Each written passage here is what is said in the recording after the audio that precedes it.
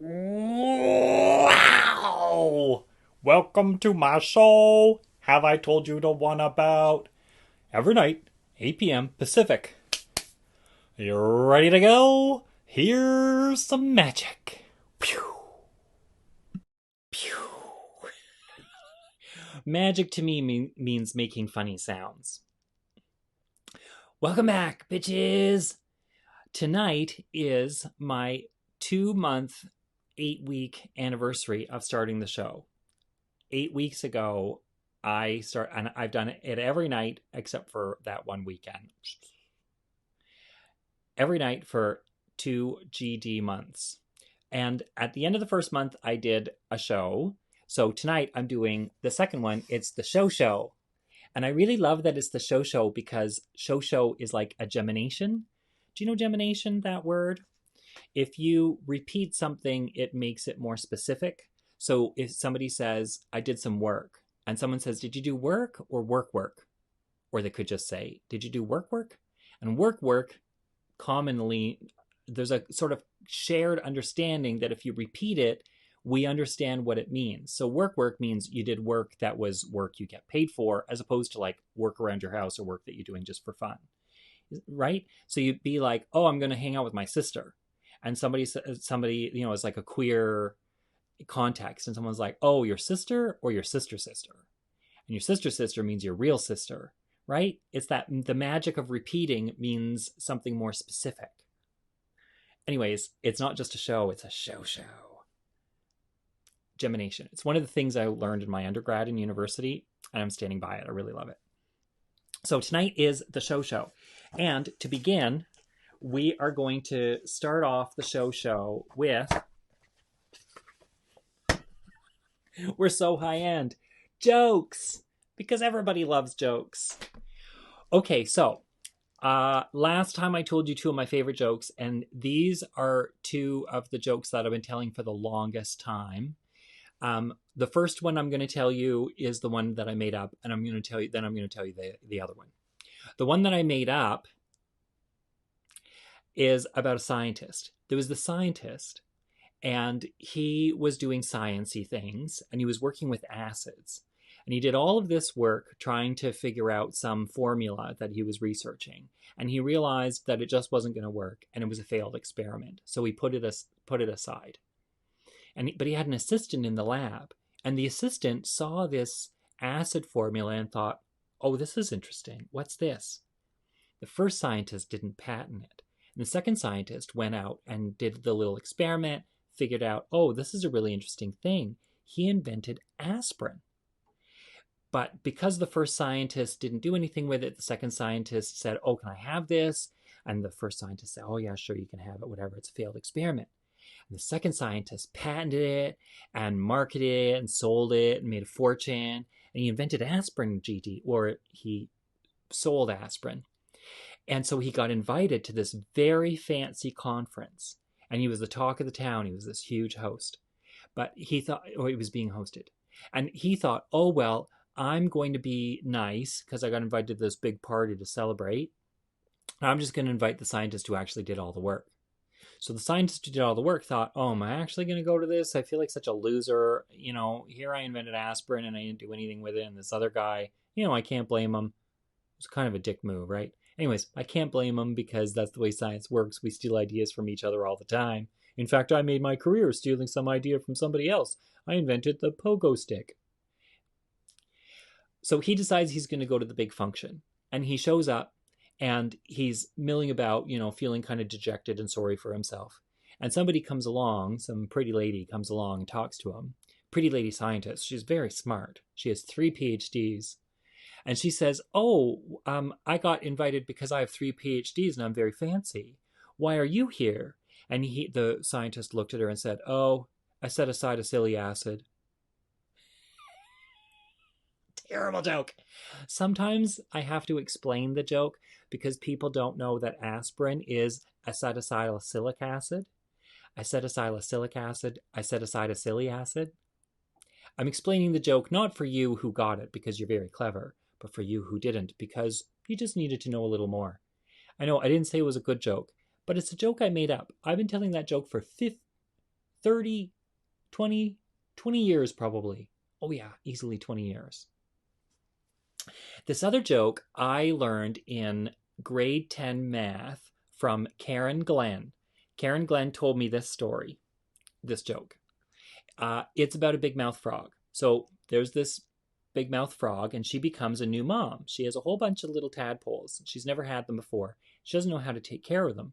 Specifically, she doesn't know what to feed them because she knows that tadpoles can't eat what frogs eat. And they live in a little forest. The tadpoles are swimming around in a pond. And the big mouth frog thinks, well, I'm just going to go around and find out. I'm going to see what other people feed their babies. So she goes hopping through the forest and she comes up to a raccoon. And she says, "Hi! I'm a big mouth frog. What do you feed your babies?" And the raccoon says, "Well, I feed my babies nuts and berries and, stuff from the trash can in town." And the big mouth frog says, "Thank you very much." And then she goes hopping through the forest and she comes up to a squirrel. And she says, "Hi, I'm a big mouth frog. What do you feed your babies?" And the squirrel says, "Well, I feed my babies nuts and acorns and, little things that fall from trees." And the big mouth frog says, "Thank you very much."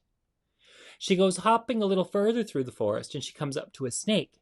And she says, "Hey, I'm a big mouth frog. What do you feed your babies?" And the snake says, "I feed my babies big mouth frogs." And the big mouth frog says, "Oh, there's not too many of those around here, are there?" I never said that joke was a good one either. I don't know why you insist on quality from a free show. So that was jokes. And now, on our night of revelry, we're going to have film. This is a little movie that I made after my friend's wedding. It was shot on a Super 8 camera, so it's a little Super 8 film. I had it developed, and in case you're interested, I cut it. I got it transferred from film to video, and then I edited the video. But it was originally shot on Super 8. It's just easier to edit on video than to edit on film, right? Anyways, here we go. This my tiny little film, which you'll see in a second, like now. Whew.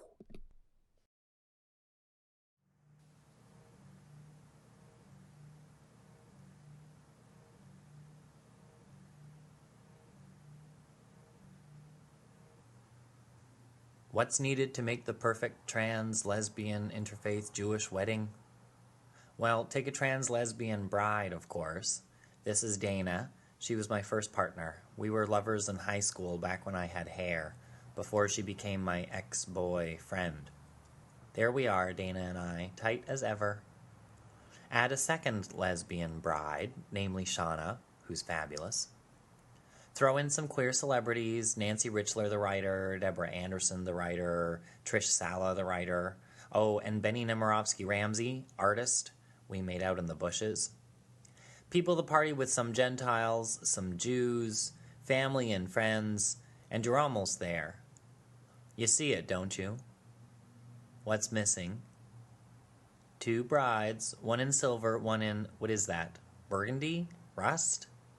As the MC, I'd be damned if I was going to let a 2-bride wedding go without a white dress. So I did the honorable thing. And that is the perfect trans, lesbian, interfaith, Jewish wedding.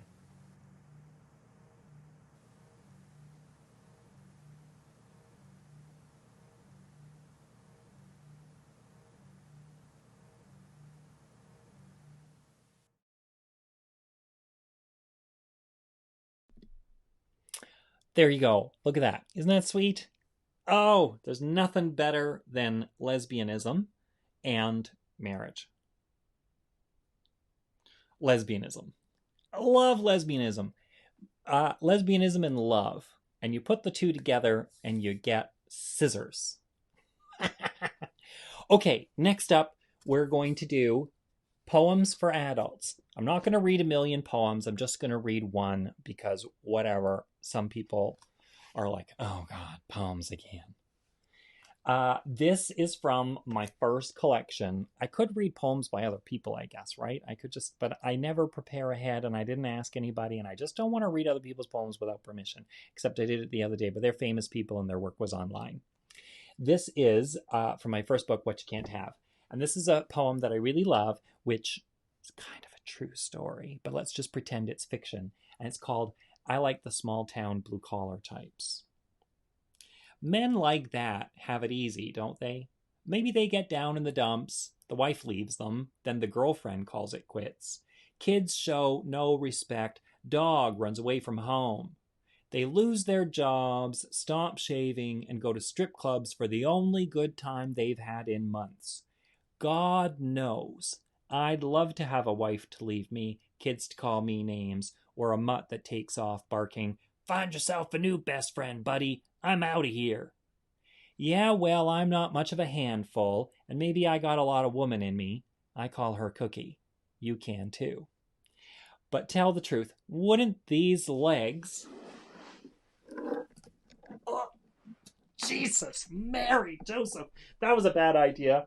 Wouldn't these legs...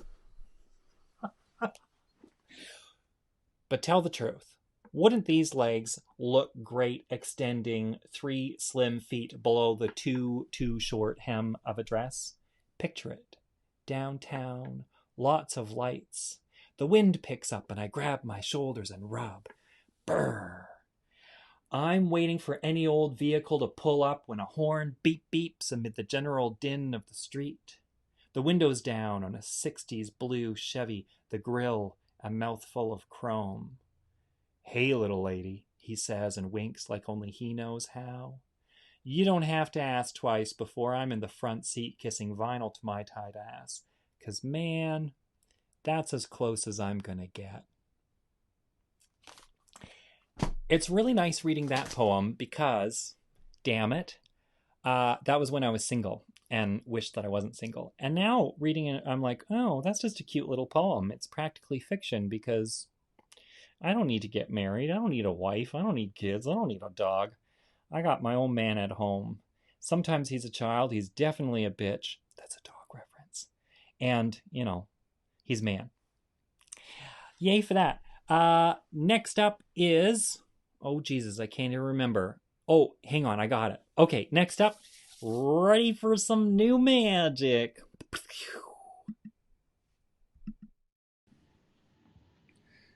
Okay, hi, magical creatures. Now, I decided I was going to invent new things because I've been so excited about the idea of doing the show times 2, the show. And so I decided we're going to have a little game, right? This is one of the big parts of entertainment in the world was like The Price is Right and the Luli Luli, and if you can win, you're not a loser, and whatever. So I called my show Winners and Losers. So we're going to do a little competition. The first 2 people who call me are going to compete on my show. Oh, my goodness, look at this. I've got 2 callers already. Oh, look, that's terrible. Oh, there we go. And here we are, the competitors, Erin and Cole. Hello. We made it on the show. Wow. I can't. You just squeaked in. I was talking to you in advance because obviously this is in advance, and you both said that you were jobless writers. So we decided to give you there's your. So the famous competitors, Erin and Cole, jobless writers. This is a stiff competition. This is winners against losers, beauty against beast. And they're partners, obviously, right? They're sitting side by side. They're touching. They're not siblings, even though they look alike. So it is partner against partner, man against woman. You can decide who gets to be which. So I'm very excited. I need to do this ugly thing. Here, you're going to be able to see. We're just going to move back and forth, and you don't have to mind me. But here, these are your words. You need to take these words, orbit, bullhorn, needle, and hangnail, And I'm going to give you a minute and a half to write a little poem or story out of it. Jobless writers, let's see what you're good for. And then we're going to see which one's better, and then you win a prize. So who determines which one's better? Is that you? Hello? You think we're going to get calls from the audience? I don't trust their opinions. I've got a question. Yes. Is there a job at the end of this? Is there a job? No. No, there's But, no but job. I could find you things to do in the yard. Oh, I'm sure you could. Okay, so we're gonna keep the camera on you so folks can see you at work. But to make it a little more competitive, because I know you're both mistresses of the writing world, I'm going to read a poem to distract you while you're doing your own. So here we go. Let's set the clock. If this leads to fighting all day, Michael, I'm coming for you. You wrote your words down, right? Orbit, bullhorn, needle, hangnail. Yes. This is called Prayer for Envy. Oh, fuck. Canvas envies paint. The bullhorn envies the voice without need of a battery. The diamond envies our indifference for coal. Pavement envies the boot, whereas the stiletto envies grass, which is more true than the stiletto envies the boot, or that pavement could envy grass. The needle envies the wound it closes. The scalpel envies skin. The ground, the air for how it moves. The earth, its steady orbit. The dead envy the living above all for their smell. Envy envies only itself. In a song, all silence is envied by its notes, notes being nothing but noise without a pause. The hand envies the hangnail, which harms without intent. That's the end. Bing, bing, bing, bing. Wait. Triple bing. Pens down. That's fun. Okay, who wants to go first? I'll go first. Okay.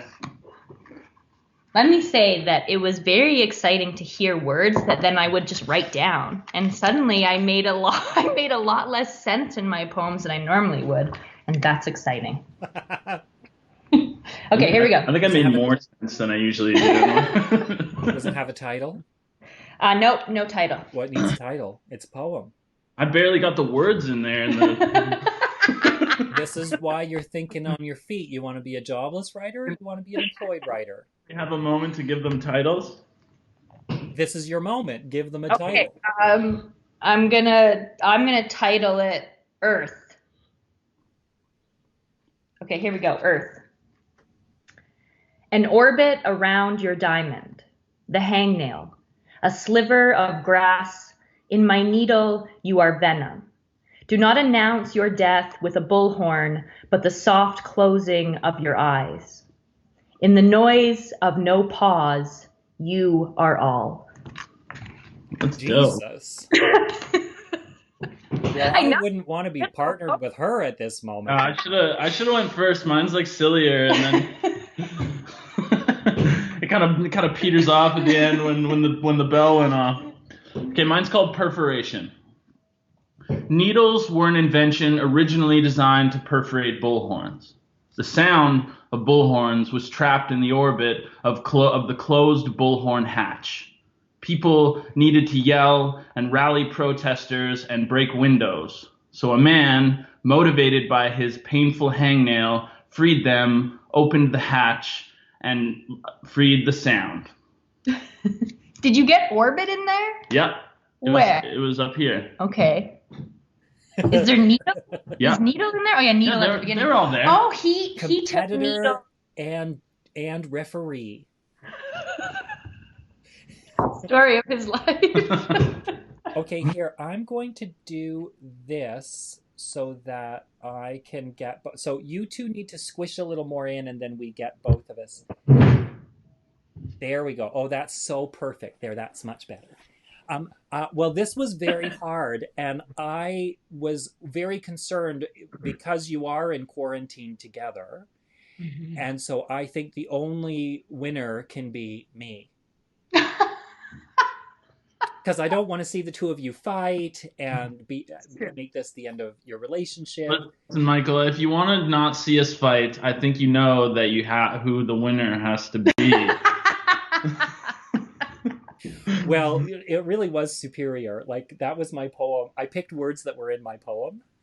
Yeah, I was Yeah. wondering if that was Yeah. your own poem. It's a nice one. Yeah, I like that. I heard when I heard the words that I was supposed to be using in your poem, that really confused me. I was I wasn't really listening, and then I'd hear those words, and then it was kind of like, oh, like what? Okay, what am I saying?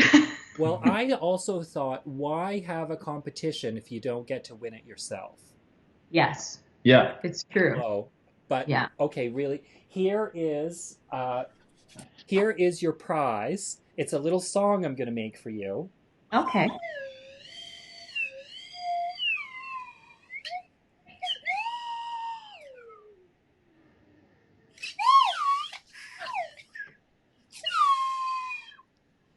That is called Erin in B minor. Loved it. It's very Thank you. slidey. Okay, well, thanks for joining me in Winners and Losers. In which your guests are chronically losers. You know, people watch the show to see me, and you're sort of like the pet that comes on and passes by. I'll take it. Well, no, you both did a really good job. That was very impressive. Thank you. It was a fun little Yeah, exercise. super fun.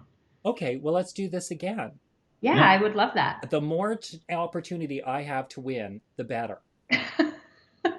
Now your yard then needs a mow, or maybe the grass needs to be waxed or something to earn a little cash. I don't. Oh, I see. You're trying to find other jobs because you lost at the writer competition. Yeah. Oh, I don't know people doing yards. you could come help me with my weed. Yes. You could That would horticulture. do. Yeah, you could horticulture. You could put the whore in horticulture. Oh, he sure can. I bet. Well, I got some undies you can wear. They're not going to fit very well. Okay, I love the two of you. Thanks so much for playing. Thanks for having us on your show, Michael. Oh, and Erin, maybe we give a little plug, eh? Erin, Yeah, definitely. Erin and we're going to do a whole week of shows together, aren't we? We sure are. We're going to do them by theme rather than by story. And we're going to run it sort of like, I don't know, like a talk show, I guess, right? Yeah. Yeah. Totally. Do we have a name for it? Maybe we should have a name for that, the week of episodes. Yeah, we should definitely come up with a name. We could call it The Unnamed Show. A Sure. show with no name. Yeah, let's think about it a little bit, eh? Oh, you're right. Okay, anyways, happy Friday, everybody. Bye. Bye. Hi, everybody. First, I want to point out that I'm wearing good hair, but look, this is me going to the club, and this is me coming home from the club. You know what I'm saying? There's some hard times. I'm very excited because I'm doing a new thing. I've invented this new thing, which might stay. If he's terrible, maybe this is the only one I'll do. But it's called Story Masters. But this interview happens to sort of be a story mistress because he's on my team. You know what I'm saying? Story Masters. And I'm just interviewing people who are really amazing with story, who, you know, do things with it. And so today I've got this famous screenwriter who makes TV shows and series and teaches it. And he's my most famous friend. I started with him first. So here we go. I'm going to use some technology. It is the wonderful, look, here he is, Michael MacLennan. Yay! I put your name down there. I think I spelled it right. MacLennan. Yes, that's right. And what about the Michael part? Are you sure you've spelled that right? I think so. I just spelled my name M-E because it's easier to remember. Did you put a V in my name? I want to be Michael V. MacLennan now. I think that's the road to success right there. What does the V stand for? Vavoom? Venereal? Well, there you go. So, Michael, you're this famous screenwriter and producer. You worked on Queer as Folk. Yes. For years.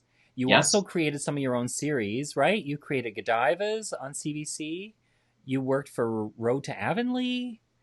Oh my God, I did. It was this follow-up to Road to Avonlea. It was called Wind at My Back. That was my first ever gig. Oh, yeah. Wind at My Back. That was your first ever gig?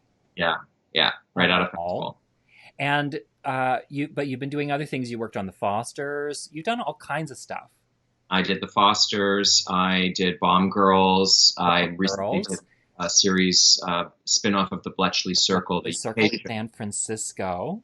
Yes, exactly. And then I'm currently doing a series for Netflix that'll be out in September called Tiny Pretty Things. And it's... Tiny Pretty Things. That sounds like you.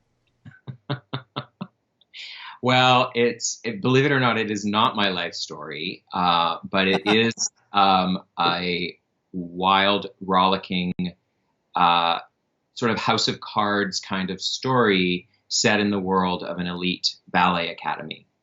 Right. And that's what I want to talk to you about. I want to talk to you about making that because it's fascinating. And this is like a sneak preview. All the people watching in the world, all 15 of them,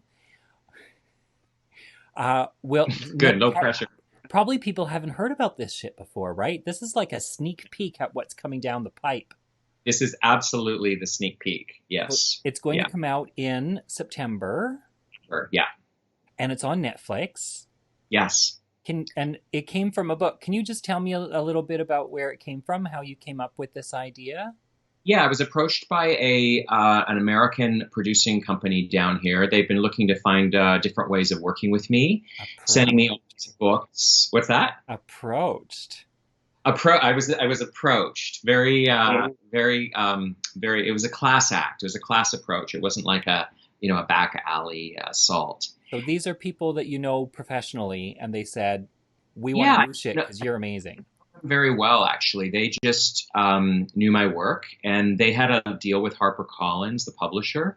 Okay. And so they started sending me books, mostly like sort of third-rate Hunger Games-ian sort of stuff that just wasn't really my speed at all. Yeah. And then they sent me this book about a ballet world, and I thought, well, it's not quite how I would do ballet, and so I actually passed on that as well. And then I went back. Great producer, because she wouldn't take no for an answer. I finally went back and I said, I love the truth of this world in this book, and I love the diversity, but I think it needs to be about young men as well as young women. It needs to be about adults as well as the kids. And I just had a very clear vision of how to tell the truth about that world. And to my surprise, that's what they decided to go with. We went out and we sold it. So it's not a show. It's not like Black Swan, if you know that, where it was kind of a gothic, kind of overdone approach to the art form. It's actually really, it's sort of about reality plus 10%. It's really grounded in the truth of the world, because it's like the hot people at the club, only a little hotter. Exactly. Yeah. It's more like a Friday Night Lights, where it's the truth is just as interesting and dramatic and powerful than anything really you can invent, and where you try and not go to the cliches of ballet, because that's what, when we think of ballet, we think of pink, almost the color of your hair. Actually, it's very suitable. And tutus and tiaras. I'm wearing my tutu on my head. And I wanted to tell partly that, but also to talk about what's happened in the art form in the last 100 years. So this is a deviation from the book. You've added in new characters, and so very much. Yeah, I've really retained the sort of heart of the book, I think, and the truth of it. The book is also really pitched as a YA, a young adult novel. Right. And this is a series that is to a great degree about teenagers Well, you want more steam. facing like this at this level. I wanted, yeah, it's way steamier. It's way more sort of adult themes. And so, yeah, they're different beasts. A book is a book, and this has to run a marathon for, many years to come. So you sort of build it differently to do that. So because this is about story, this is my idea. I've got 3 questions. Okay. The first one is, what was your biggest learn? On the show, this show, making this show. Question. Well, I think there's 2 answers to that. One is, this is a world that I knew to some degree, but I did an enormous deep dive into the world of ballet and learned so much about the kind of athleticism and discipline and artistry that goes into this most exquisite and perverse of art forms. So I really learned. Exquisite and perverse. Came out with that right now. Hopefully you're recording this so I can go back and copy that. You heard it here first, folks. But I think that it was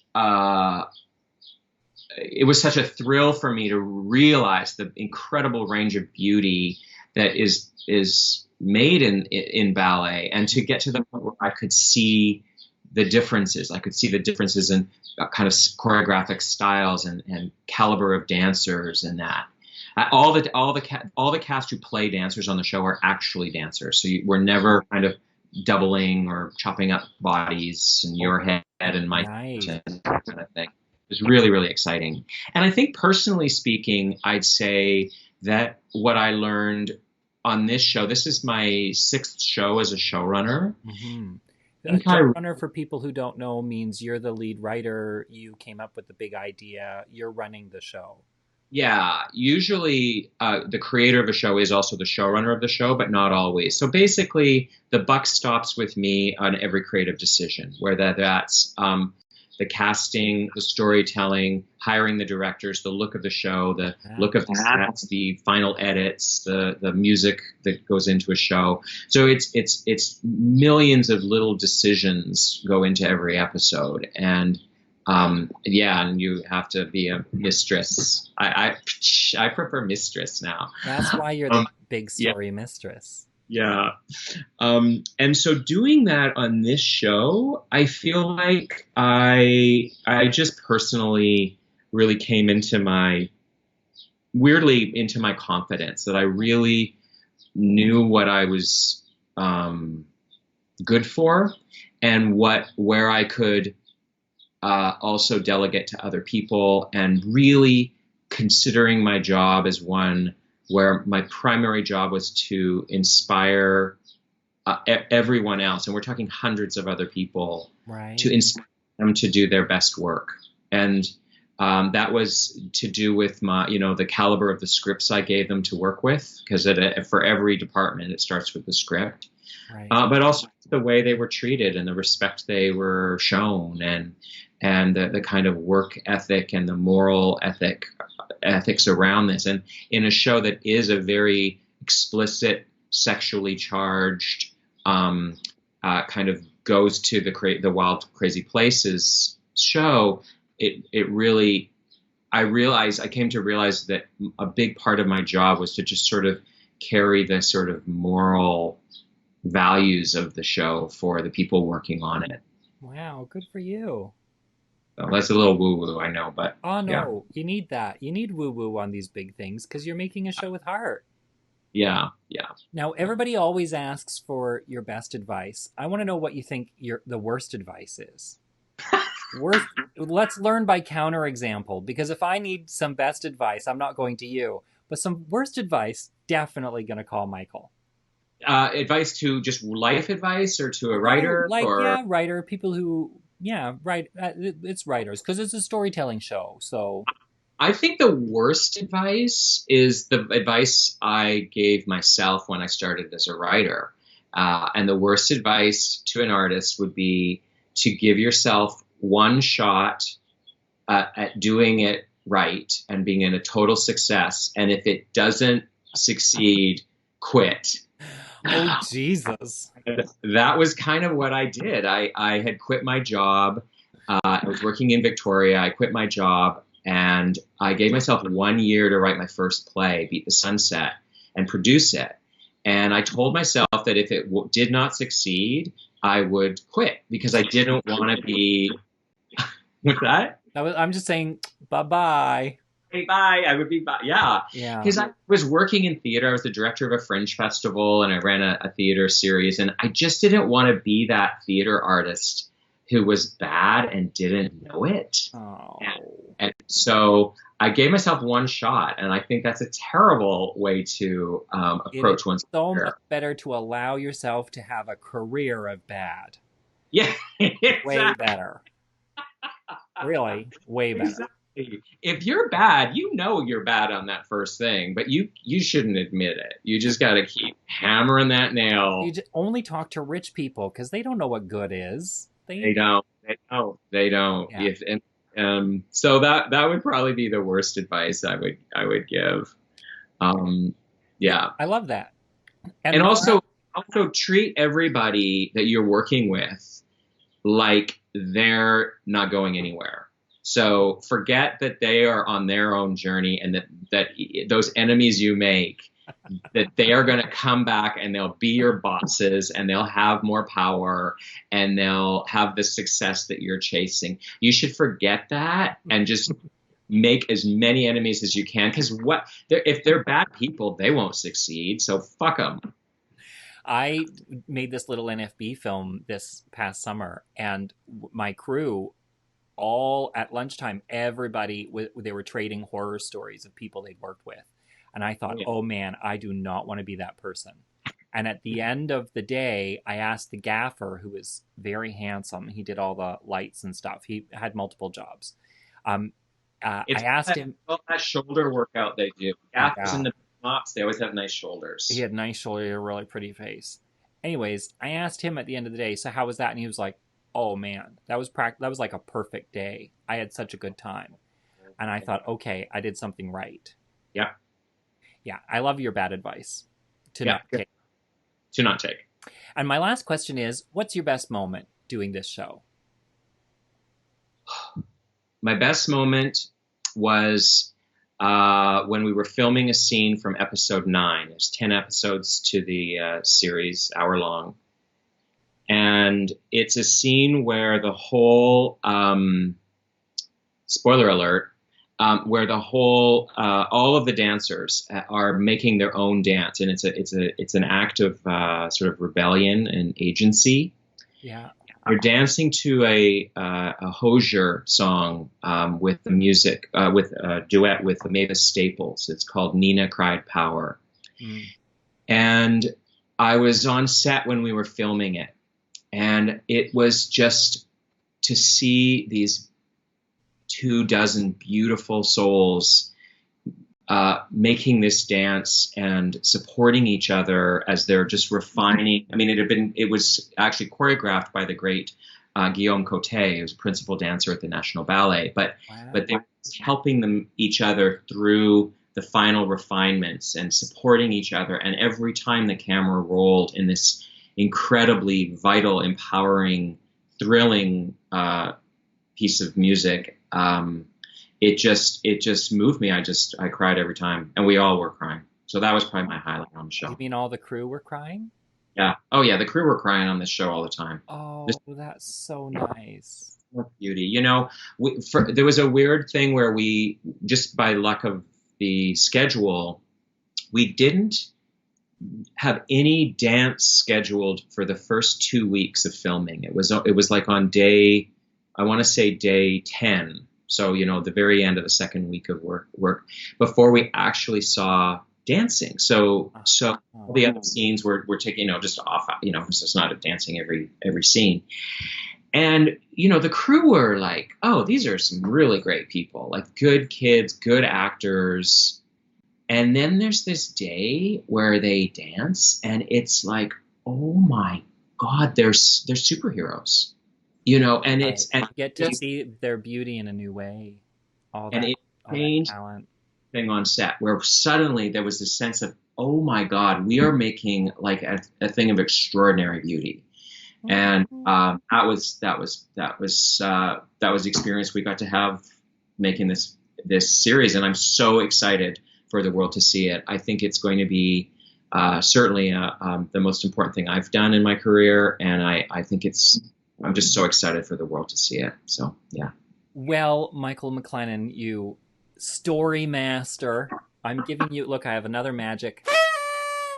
I love it. I think this is hilarious that you're calling me a story master, because you've found this, very kindly found a way to include me on your show after I think 3 requests for me to tell a story, and I was so I'm trying to protect your image, honey. I'm doing some background work. Well, I was so shy. I was so shy to tell a story. So it's funny that you call me a story master, because I do it for a living. But when it comes to my own stories, I think I just never think they're that interesting. Well, you just told me 3 really good ones for each of those questions. So there you go. Fine. So pretty little, tiny pretty things out in the fall. Yeah. Michael MacLennan, superhero.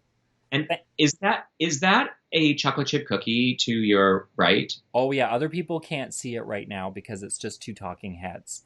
But okay. That's my cookie outfit. I leave it on the wall because it's sort of like my signature.